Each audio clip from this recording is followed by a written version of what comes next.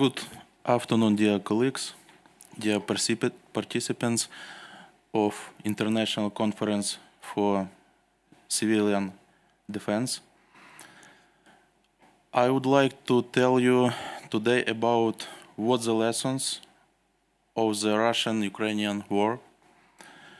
I would like to tell you about our problematic issues which we faced during the war, at the beginning of the war, and maybe I will repeat something from my previous colleagues, but I'm sure that our main task is to inform you, to share our experience, to make your countries ready, to make your countries more power, and to make your countries prepare for threats, for other threats. The hostilities that began in eastern Ukraine in 2014 escalated into full-scale war on February 24, 2022, following the invasion of Russian Federation troops. Hundreds of cities and towns were subject to rocket and artillery strikes in almost all regions of the country. On February 24, 2022, Ukrainian President Volodymyr Zelensky signed a decree on the introduction of martial law in Ukraine. The main civil protection measures carried out in armed conflicts are alerting the population about the dangers, evacuating the population from the combat zone, sheltering the population in civil protection facilities, conducting emergency operation rescue and search works, radiation, chemical and biological protection, providing life support to the affected and non-evacuated population, providing humanitarian aid, humanitarian demining and disposal of explosive objects. With the start of full-scale armed aggression against Ukraine, a set of measures was introduced in the country to alert the population about the threats of air attacks. From the first hours of the Russian Federation invasion of Ukraine, a nationwide automated centralized warning system was activated to alert the population to the threat of artillery and missile strikes and air raids. A nationwide automated centralized warning system was activated.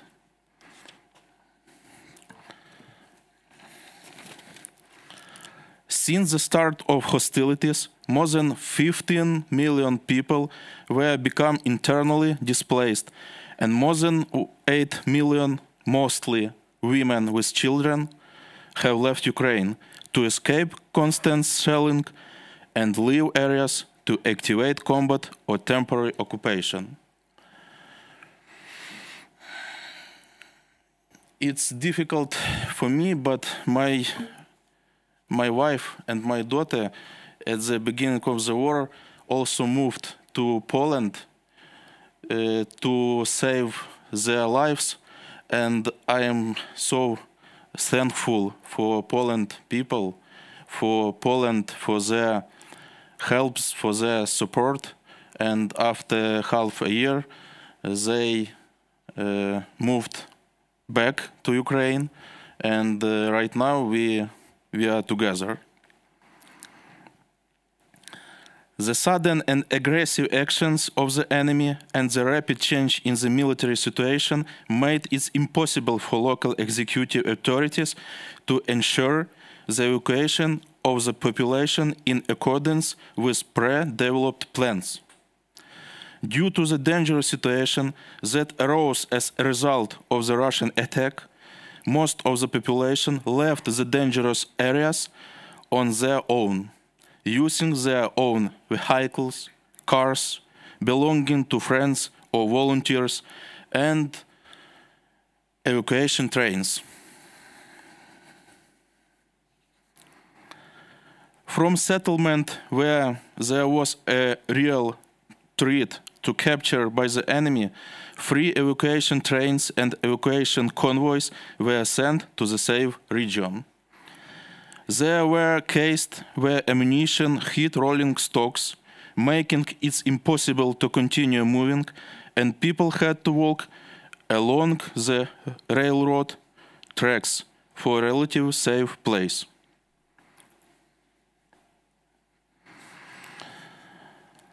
In accordance with international humanitarian law, State Emergency Situation of Ukraine specialists provided escort for evacuation convoys along humanitarian corridor roads. Representative of the State Emergency Service escort evacuation convoys through dozens of enemy checkpoints, often risking their own lives, and rescuers managed to help thousands of citizens, including children, women, and people with disabilities.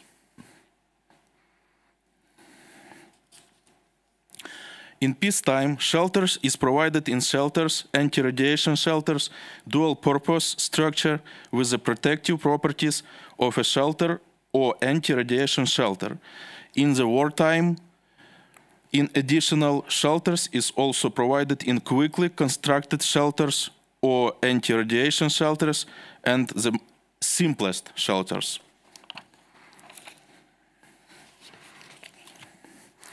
Primary shelters have become peculiarly widespread in places where large numbers of people gather, especially at the public transport stops.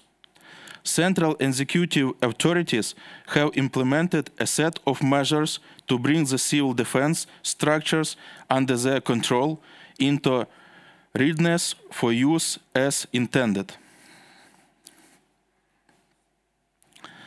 The concept of housing construction in Ukraine will change radically after the war.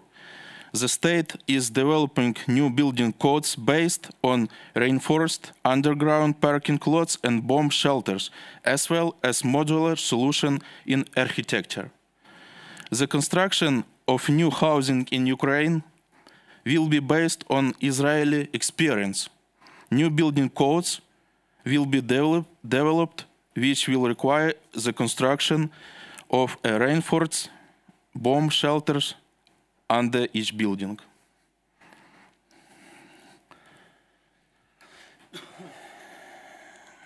Every day, our peaceful cities, our peaceful towns hit by Russian rockets, Russian missiles.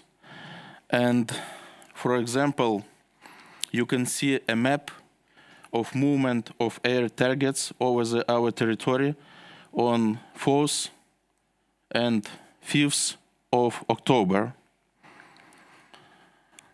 Massive missile strike on Ukraine was attacked Lviv, our native city, Ivano-Frankivsk, Kirovograd, Zaporizhia, Kharkiv, Chernihiv, Sumy, and Donetsk region. More than 60 missiles and various types and nearly 500 UAVs were used. Unfortunately, Russian brutal air strikes against Ukraine are not always repelled by our defense forces. From time to time, air strikes hit civilian and critical infrastructure. As a result, many people find themselves trapped under the rubble. Accidents involving the destruction of buildings and structures can be considered among the most difficult in terms of rescue operations. The complexity of rescue operation is due to the large number of victims trapped in the rubble, the need to perform complex engineering works, and the threat of further destruction. Experience in conducting rescue operation in destroyed buildings shows that the necessary number of personnel and rescues must be concentrated at the accident site as quickly as possible. In most cases, a person trapped in rubble can remain alive for up to 10 hours, but it depends on the season, what temperature, what's the condition of the victim, and etc. Emergency rescue operation can continue for several days without interruption, so firefighters and rescues must be physically and psychologically prepared for round-the-clock shift work in difficult conditions. To realize and, for example, how to provide rescue and search works in real time, in real life, I would like to show you a short video from Dnipro city.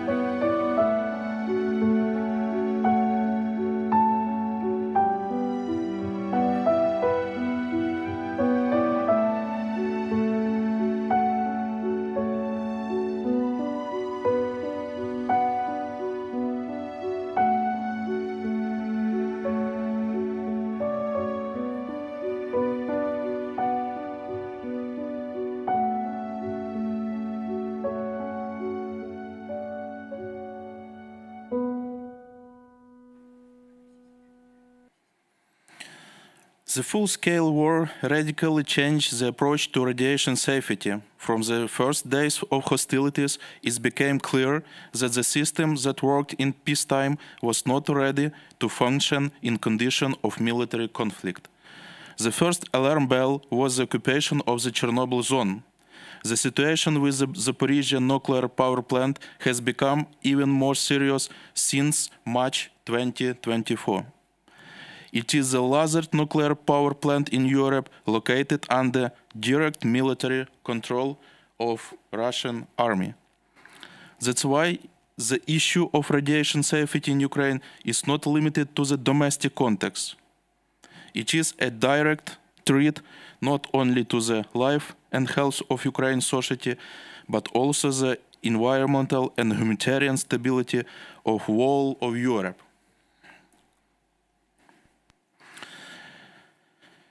A distinctive feature of radiation chemical protection in war time is that military attacks on facilities containing hazardous substances can lead to emissions that threaten life not only in the affected areas, but also far beyond its boundaries. That's why one of the main requirements is the availability to pre-developed flexible actions plan and can be adapted to changing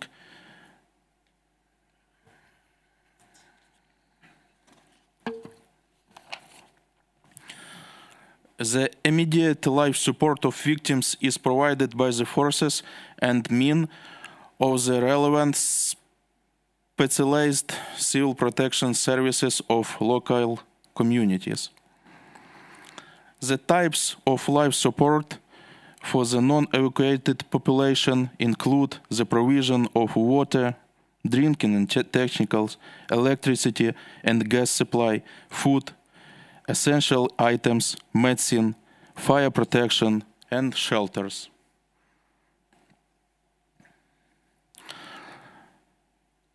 Specific life support measures depend on the situation, its scale, the actual needs of the non-evacuated population, and other factors.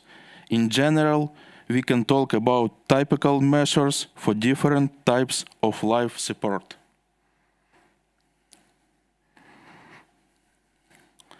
Full-scale invasion of Ukraine by the Russian Federation has led to an unprecedented escalation of the mine threats across a significant part of the country. According to the estimates by the State Emergency Service of Ukraine, the Ministry of Defense of Ukraine, and international organization, about 30% of our country territory may be potentially contaminated with mines and explosive objects. This problem is complex in nature and encompasses both humanitarian and military operation aspects. A distinctive feature for the current situation is that the nature of mining has changed. The complexity of the mining tasks in Ukraine is determined by several key factors. Scale. Thousands of square kilometers of contaminated territory with a high density of mines. Difficult access condition, dense building, destroyed structures, engineering communication, etc. Variety of threats, from classic anti-personnel and anti-tank mines to improvised explosive devices, booby traps, and exploded cluster munitions. Dynamic situation, repeated mining of territories, change in the front line, and explosion of infrastructure facilities.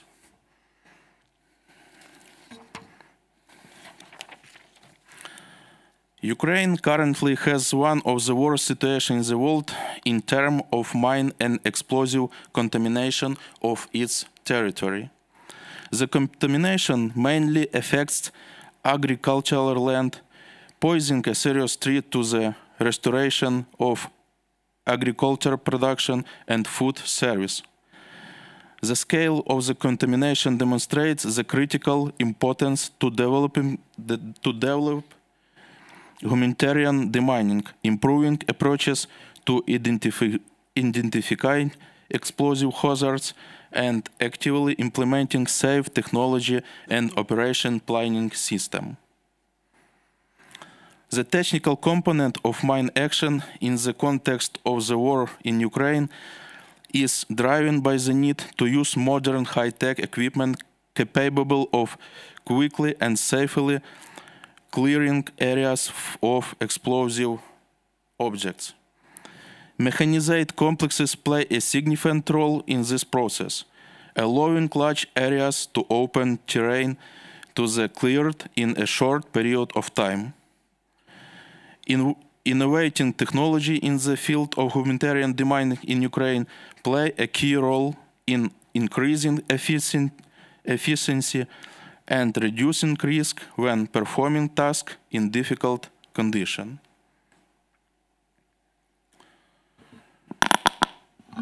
Thank you for your attention and together to victory.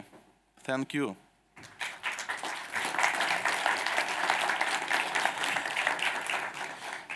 I would like to add some words about my previous colleague, Mr. Vasil Popovich, was asked by what is your main challenge? Yes. As we are university staff, as we academy community, as we are science, I think,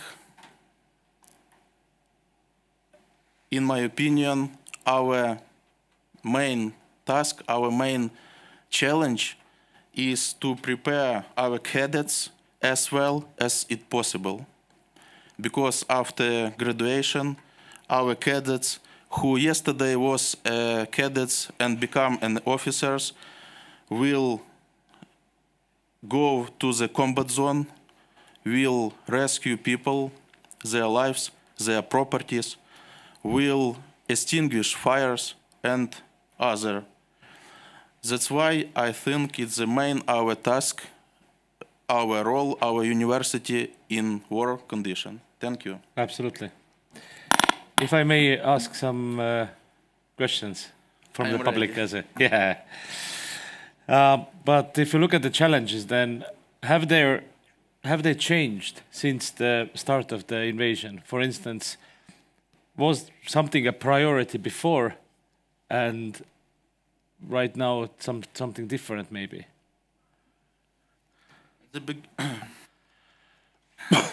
At the beginning, okay, I will answer for your question only for my competence. Absolutely. Only for we my won't competence, quote you. Yeah. because we are firefighter, we are rescues, and our ministry is internal affairs, but not Ministry of Defense. Absolutely. But to my mind, to my own opinion, at the beginning of the war, it was very active Russian movement to our territory, but only thanks to our brave, for our soldiers, for our military forces, they were stopped. And right now we have different situation. We can do some actions for counter-attack and to liberty our territory. But for rescue services, were some of their tasks different 3 years ago, and has something changed in your area? Yes, sure. Tasks of our national civil protection system in peacetime and at the wartime is much different. Of course. Much different. We face two new challenges. For example, our firefighters have no enough ammunition, body armor, helmets. We have some problems with our technical supply because, unfortunately, Russian army break all international laws, especially Geneva Convention, and our colleagues are every day are the targets, and our colleagues lost their lives, have got injuries, and the Russian army destroy our firefighter techniques. And we haven't, at the beginning of the war, we haven't enough of numbers of firefighter techniques and heavyweight techniques to rescue people, to extinguish fires. Mm-hmm. In the videos, it was shown that civilians also helped often in the rubble. Are the civilians more of a danger in the way and someone needs to keep them away, or do they really help you? How do you see it as a professional? Is it more of, let's say, that people are getting in the danger, or it's actually good that civilians help? I think it's good. It's very good. If they will be in his own safe, and they can provide some additional works, non-danger for their lives. Many volunteers, many Ukrainian men, women, at the beginning of the war, they helps to another Ukrainian people, to our population, met them at railway station, gave them the temporary shelters, provide them medicine or another women with children needs. That's why it's very important influence of volunteer action in our war. Mm-hmm. Do you use satellite images to assess destruction of buildings, or do you rely mainly on ground information? Maybe someone has satellite, but not me. Now, on a civil protection side, and that's a very intriguing question. So the question is like this. Has there been any debate in the country about using the apartments of those who fled abroad, who went away? And these apartments, have it been a discussion that these apartments could accommodate war refugees and people who lost their homes? It's a very, very big problem, because people who left their homes, who left their houses, who left their properties, I think it's very, very tricky question. It's very difficult question, because I'm not sure that they can come back after the war will be finished. I'm not sure that their lives and houses were in good condition to live in there. It's a very big problem.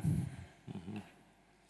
In preparedness, let's say since 2014, let's say, were your civil protection units prepared to respond to special military threats, for instance, determining and handling explosive objects and mines, or supporting your armed forces, reaction under fire, or blasting bridges or ruins? Was this something you trained already since 2014, or it started in 20? No. Our state emergency situation of Ukraine, state service of emergency situation in Ukraine, before the war had a wide function, wide tasks at the peacetime, and our civil protection system were not fallen at the beginning of the war. I think we react in time, and we made as more as were possible. It's my own opinion. Absolutely. I have one fundamental question for you, and that's coming from the public. Yeah, sure. How can you keep up? How can you motivate yourself? And how do you hold up? How do you manage to do this work every single day? Thank you for your question. I think our main task, our common dream to get a victory, to get a peaceful in our cities. I want my daughter will never know that is air alarm, that is explosive, what is fires and other threats due to war. Our children should not know what is a combat, what is a war.